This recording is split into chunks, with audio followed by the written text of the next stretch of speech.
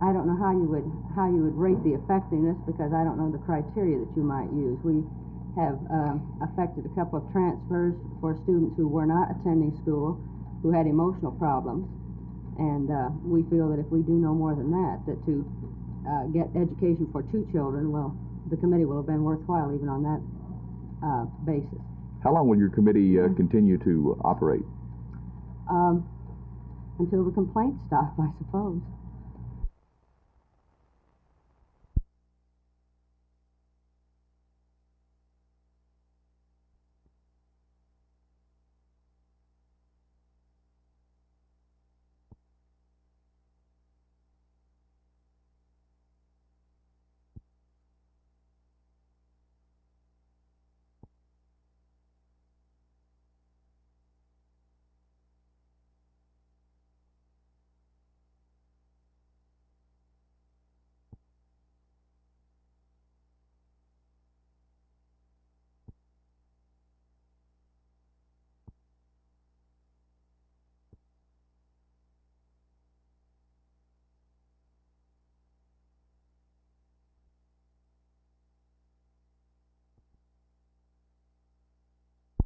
President Lyndon Johnson was criticized rather severely in many areas, but he was generally considered to have been a good education president. Close to 1,000 of the nation's leading educators are gathered here at the LBJ Library for an education symposium. And some of them are saying that President Lyndon Johnson may have done more for education than any other president. 250,000 education documents developed during his years in the White House will be released here at noon tomorrow. Former HEW Secretary Wilbur Cohen says that those documents will contain many good ideas for the present and future administrations to consider. Some scholars should be able to cull from these reports some gems of thought which the Nixon administration has obviously neglected, and various presidential candidates, either in 1972 or 76, could find some suggested educational programs to embrace. In a spirit of nonpartisanship which envelops us today, we could suggest that some student looks for some of the recommendations in the reports which have been accepted by the Nixon administration. And of course, there will be evaluations of the various features of the education legislation enacted during the Johnson administration, identifying and discussing the elements which have long-run significance, as well as the errors and irritations of policies, personnel, and priorities. Very little of what's been said here today has been news. The real news from this activity will come in the next few months, and in fact years, as those documents are studied and reported. This is Roger McDonald, Channel 8 News on the Move in Austin.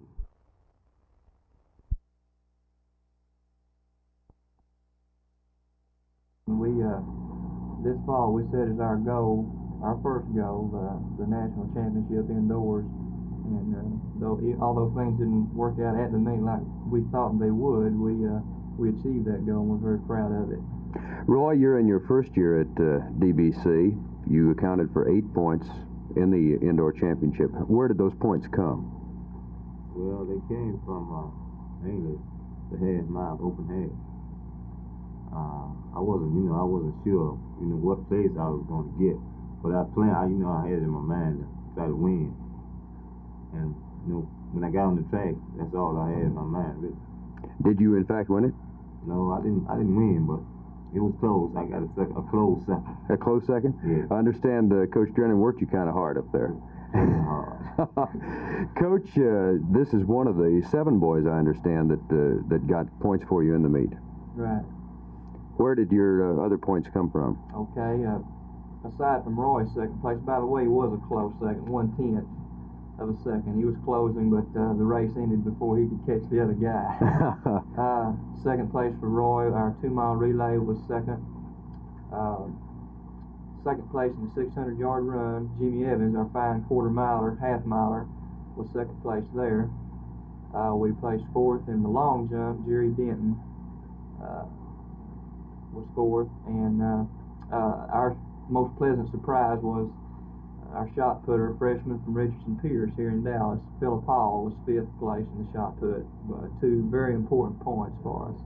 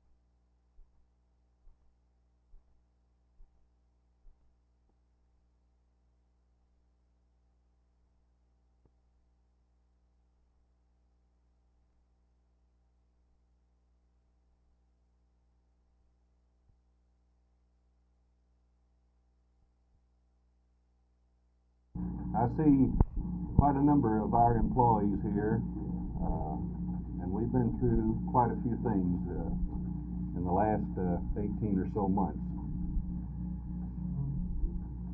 We recognize that there are many other things that we can do. If there ever was a time in man's life, right now is the time that when we in law enforcement can do something for our community, that we can bring about or help bring about the crime that runs rampant on our streets today.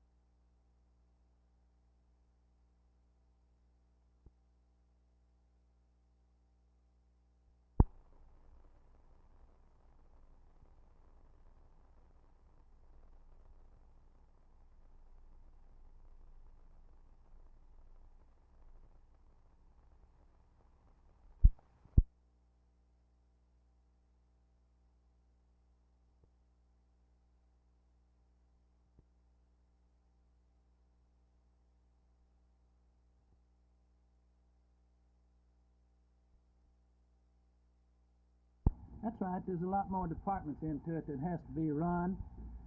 But here's the thing, you've got some good men down there in that office, and you take each one of these departments and set it on its own feet and let it carry itself.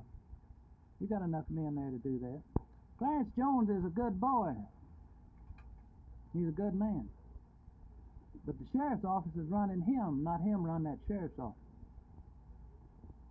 In what way would you exercise leadership in a different way from the way he's doing? I'd have a man for each department in that thing that would run it. And I'd call the balls and strikes in this ball game.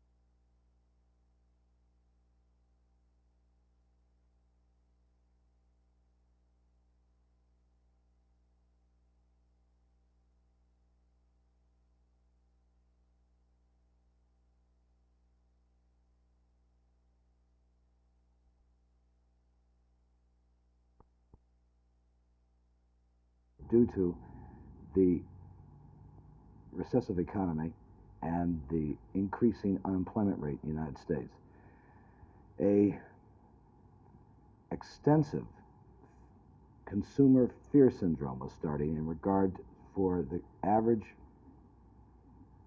working man to assume another major financial obligation like purchasing a house. He was afraid. He didn't know if his job was that stable, whether he would keep his job. Inflation was rising and such. All these factors were occurring. So we decided that the best thing to do is to work out a stabilization program to eliminate the fear syndrome in major installment purchases.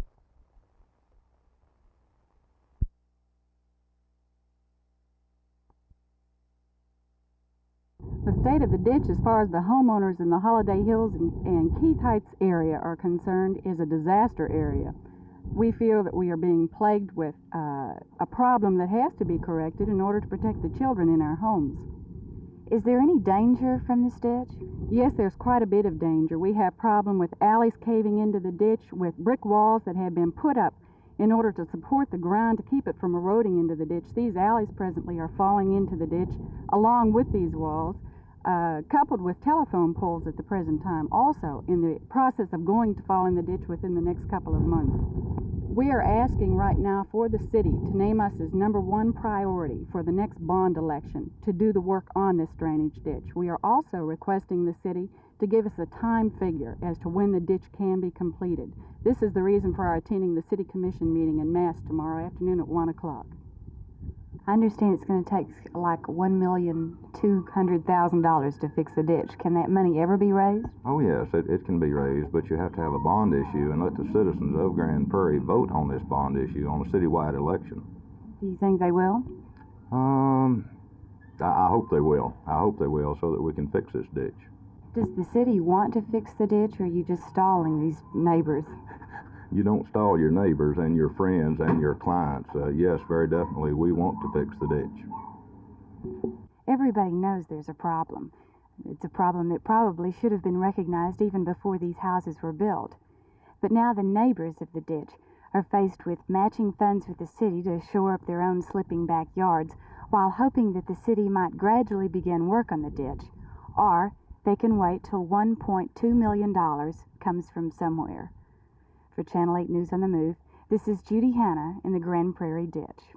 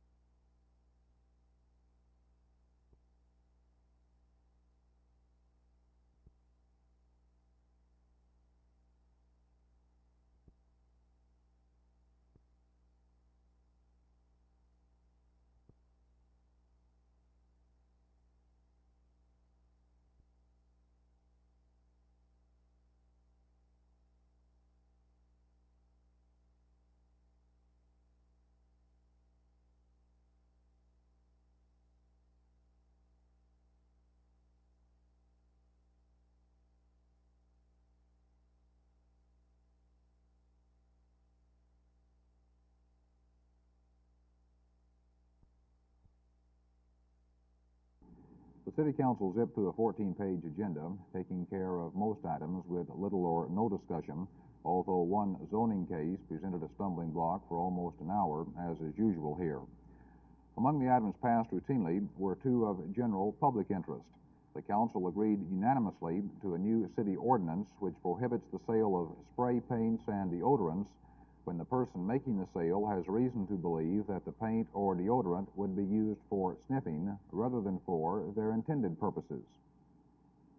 Well, we've had a number of requests in certain areas where it was pointed out that this was being done, some by the younger folks, and we felt that it was, the council felt that we should put the ordinance into effect to give the protection that they can.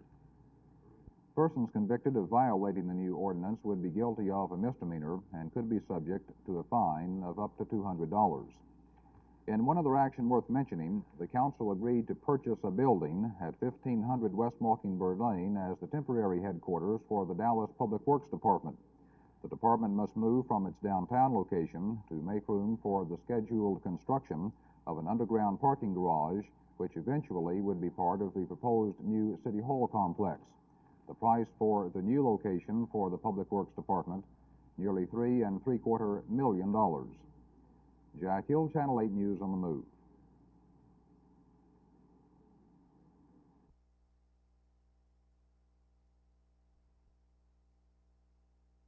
The issue of civil service for Tarrant County employees went up and down the court table again today. It ended up passed on for the voters to decide in November. Perhaps the most interesting proposal to come before the court in some time was the Randolph Clark presentation this morning, seeking a Human Relations Commission at the county level. The request quickly became clouded in confusion as Commissioner Skeet Richardson, endeavoring to explain what the basic concept was all about, wandered off into a dissertation about the needs of poor people. To the uninitiated listener, the proposed county HRC would be nothing more than a project funded with Emergency Employment Act money to get poor people off the welfare rolls and into paying positions, whether they had any real goals or not. A county staff man who has worked on the project told me that, in fact, a county HRC would be very limited in its area of influence and that no real goals have yet been set for the proposed agency for Tarrant County. Commission reaction was basically non-committal. Everyone expressed a deep interest in helping poor people and a desire to know more about their problems. County Judge Howard Green asked whether the project might become another Tarrant County Community Action Agency, which he called a, quote, colossal flop, end quote. The court agreed, however, to meet with a group of 13 prospective commission members next Saturday morning. Jerry Taff, Channel 8 News on the Move, Fort Worth.